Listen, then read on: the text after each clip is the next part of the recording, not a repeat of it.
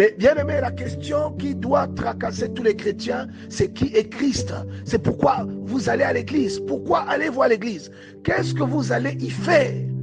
Il y a beaucoup de chrétiens qui ne peuvent pas répondre à cette question.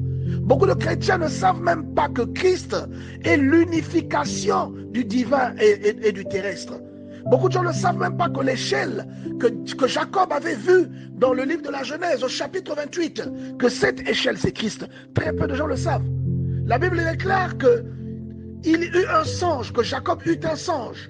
Il y avait une échelle qui s'appuyait sur la terre et le sommet touchait le ciel. Et il dit que les anges montaient et descendaient sur cette échelle.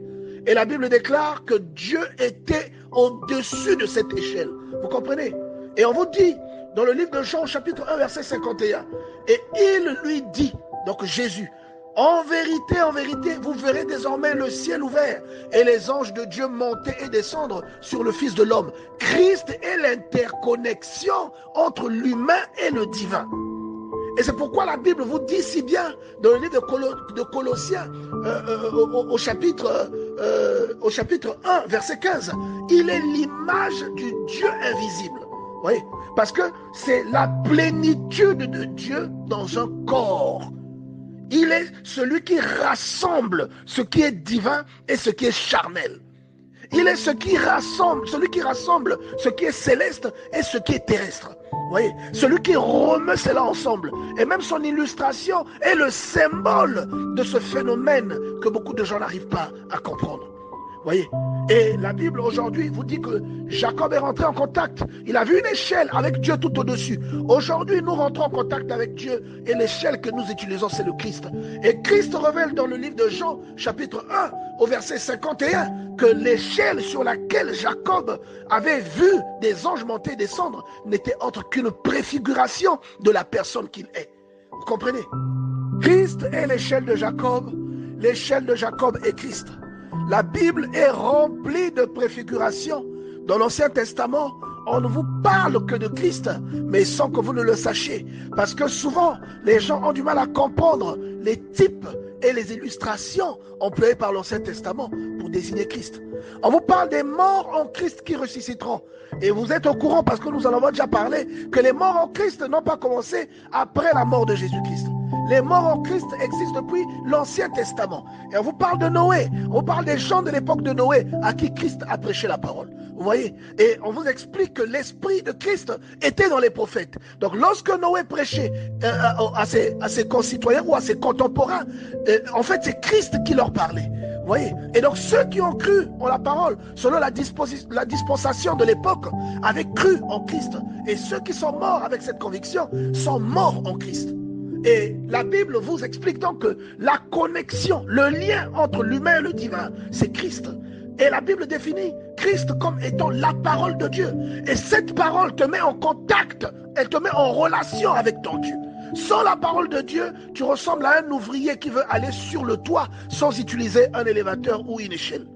Sans la parole de Dieu, tu ressembles à quelqu'un qui veut sauter en parachute alors qu'il n'a pas de parachute. La parole de Dieu est l'élément sine qua non qui rend toutes ces choses possibles. Vous voyez? Et la Bible dit que l'échelle de Jacob, et on vous explique ça, lorsque vous lisez dans le livre de Genèse chapitre 28, verset 12, la Bible dit qu'il y eut un songe, Jacob eut un songe. Et on vous dit, voici une échelle était appuyée sur la terre, et son sommet touchait le ciel. Et voici les anges de Dieu montaient et descendaient par cette échelle. Et la Bible dit que Dieu était au sommet de cette échelle. Et voici l'Éternel se tenait au-dessus de cette échelle. Et il dit, je suis l'Éternel, le Dieu d'Abraham, ton père, le Dieu d'Isaac. Vous comprenez, bien-aimés, la profondeur. Et quand vous repartez dans le Nouveau Testament, dans Jean chapitre 1, verset 51, la Christ lui-même vous dit, il dit à quelqu'un, il dit, vous verrez, il dit à Nathanaël, vous verrez le Fils de l'homme. Il dit, désormais, vous verrez le ciel ouvert et les anges de Dieu monter et descendre sur le Fils de l'homme. Exactement la vision à laquelle Jacob fut confronté. Vous comprenez par là que c'est lui qui réunifie le divin et le terrestre. C'est lui qui réunifie, bien aimé dans le Seigneur, le parfait et l'imparfait.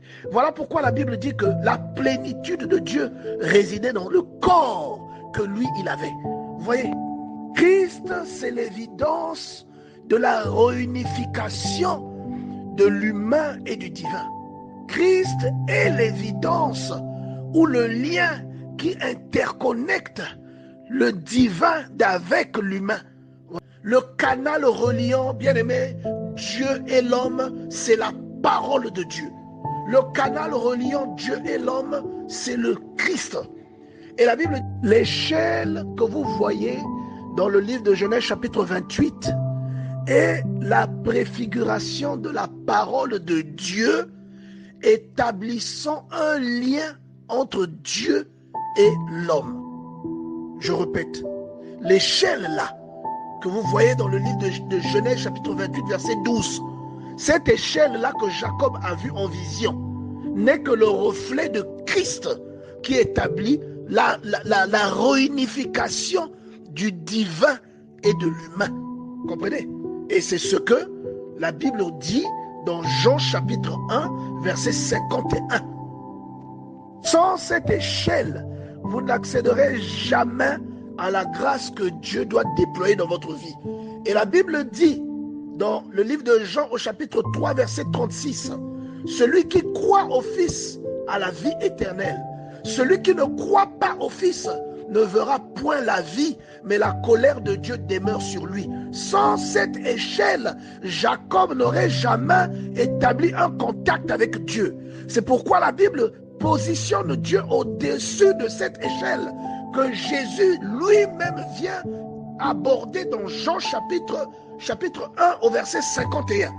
C'est la même échelle qui est apparue à Jacob, sur laquelle les anges montaient et descendaient, et c'est la même échelle que le Seigneur est en train de mentionner en disant que lui, le Fils de l'homme, pendant que le ciel sera ouvert, les anges de Dieu monteront et descendront à travers le Fils de l'homme, en fait, sur le Fils de l'homme. Vous voyez, Jacob avait des problèmes, il était accablé et il n'avait pas de solution. Et durant son voyage, il s'est reposé dans ce lieu qu'on appelait Luz et que lui, il va rebaptiser Bethel parce qu'il y a fait une rencontre avec Dieu. Et il a vu une échelle au-dessus de laquelle Dieu se trouvait. Et les anges de Dieu montaient et descendaient le long de cette échelle. Et bien aimé, aujourd'hui, il y a des Jacob modernes. Quand il a vu cette échelle, Dieu lui a dit que ses problèmes, Dieu allait les régler. Et Jacob a dit que Dieu allait être son Dieu si réellement il les réglait. Il y a aujourd'hui des Jacob modernes qui ont des problèmes. Ces problèmes ne trouvent pas de solution. Dieu est en train de vous dire, dans Jean chapitre 1, au verset 51, la même échelle que Jacob a vue, la même échelle en question, vous la voyez dans le Nouveau Testament, dans ce verset que je vous ai donné, et la même échelle, c'est le Seigneur. Et il dit lui-même que vous verrez les anges de Dieu monter et descendre sur lui. Vous comprenez? C'est la même échelle et c'est lui qui ouvre le passage pour que vous ayez la connexion, que vous vous mettez en relation avec le Père et que vos problèmes, et que Dieu vous fasse des promesses pour que vos problèmes trouvent une solution. Jacob n'était pas le seul à avoir rencontré le Christ. Il le rencontre sous la forme d'une échelle, mais la Bible déclare que Abraham aussi l'a rencontré. Et Jésus lui-même, encore une fois, le confirme. Vous voyez ça dans le livre de Jean au chapitre 8, verset 56. La Bible dit, Abraham, votre père, a tressailli de joie de ce qu'il verrait mon jour. Il l'a vu et il s'est réjoui. Et les Juifs lui dirent, tu n'as pas encore 50 ans et tu as vu Abraham. Et Jésus leur dit, en vérité, je vous le dis, avant qu'Abraham ne fût, je suis. Abraham a vu Jésus. Mais il ne l'a pas vu du temps où Jésus a été manifesté dans la chair. Comprenez? Donc il y a beaucoup de personnes à l'époque qui ont fait cette rencontre que l'on appelle une théophanie. Ils l'ont expérimenté avec le Seigneur. Mais souvent lorsque nous lisons, des fois nous ne faisons pas le rapport parce que nous ne le lisons pas correctement, parce que nous ne sommes pas des passionnés. Lorsque vous êtes passionné, vous commencez à remarquer des signes et vous commencez à comprendre certaines choses. Vous comprendrez que lorsque le Seigneur arrive au devant d'Abraham et qu'Abraham le voit, vous comprenez à quoi Jésus fait référence. Vous voyez, bien aimé, le Christ est symbolisé par beaucoup de choses. On vous a parlé de beaucoup de choses dans la Bible sans que vous ne vous rendiez compte qu'on était en train de vous parler de Christ. Vous voyez, et il y a des gens comme l'apôtre Paul qui apportent des petites précisions pour éclairer les yeux de certaines personnes qui parfois ne vont pas en profondeur ou qui n'ont pas la chance d'être éclairé comme lui, il fut éclairé. Et l'apôtre Paul vous dit par exemple que le rocher dont il est question dans l'Ancien Testament, auquel les enfants d'Israël buvaient dans le désert, il vous dit que ce rocher c'est Christ. Vous voyez, il y a plein d'illustrations comme ça. Vous voyez que l'échelle de Jacob c'est Christ. Vous voyez que le rocher dans le désert c'est Christ. Il y a beaucoup d'éléments de la Bible où on vous parle de Christ sans que vous ne vous rendez compte. Vous voyez? Et comme je vous l'ai dit tout à l'heure, la plupart des gens, des héros de l'Ancien Testament, se sont retrouvés confrontés à Christ d'une manière ou d'une autre. Et on vous dit que Noé a prêché à ses contemporains, mais on vous dit ensuite que c'est Christ au fond qui leur prêchait. Et on vous dit plus loin que c'était possible parce que l'esprit de Christ était dans les prophètes. Donc ceux qui ont reçu la parole de Dieu selon la dispensation de cette époque avaient affaire à Christ, mais il utilisait d'autres sortes d'avatars. Vous voyez, on vous dit, vous avez l'impression quelquefois où quand le Seigneur apparaît à quelqu'un, vous ne savez plus si c'est Dieu qui parle ou si c'est un ange qui parle. L'ange de l'Éternel dit à Abraham, ne porte pas la main sur l'enfant. Je sais maintenant que tu m'aimes, que tu ne m'as pas refusé ton unique. Oh, maintenant le Seigneur, donc, il parle d'une façon ambiguë, comme si c'était Dieu, comme si ce n'était pas Dieu. On vous parle de la nuée de gloire. On vous parle de l'ange qui précédait Israël, qui déblayait la voie, et à qui Dieu, et de qui Dieu dit aux enfants d'Israël, vous devez respecter ses préceptes. Mon nom est inscrit en lui. Il était l'image de Dieu. Mais très peu de personnes savent ces choses. Vous comprenez, bien-aimés? 1 Corinthiens chapitre 10 verset 4. Et qu'ils ont tous bu le même breuvage spirituel, car ils buvaient à un rocher spirituel qui les suivait, et ce rocher était Christ. Il vous dit que ce rocher auquel ils buvaient était Christ. Vous voyez, vous comprenez? Il y a beaucoup d'illustrations, et quand je vous dis que beaucoup plus de personnes en dehors de Jacob qui le voit sous la forme de l'échelle, ou d'Abraham qui le voit, ou encore la plupart des gens ont rencontré Christ. Il nous suffit seulement de bien sonder les Écritures et de demander l'aide de l'Esprit pour voir tous ces éléments. Bien-aimés dans le Seigneur, la Bible déclare que celui qui reçoit le Fils reçoit la vie. Je demande que le Seigneur ouvre les yeux à quelqu'un aujourd'hui.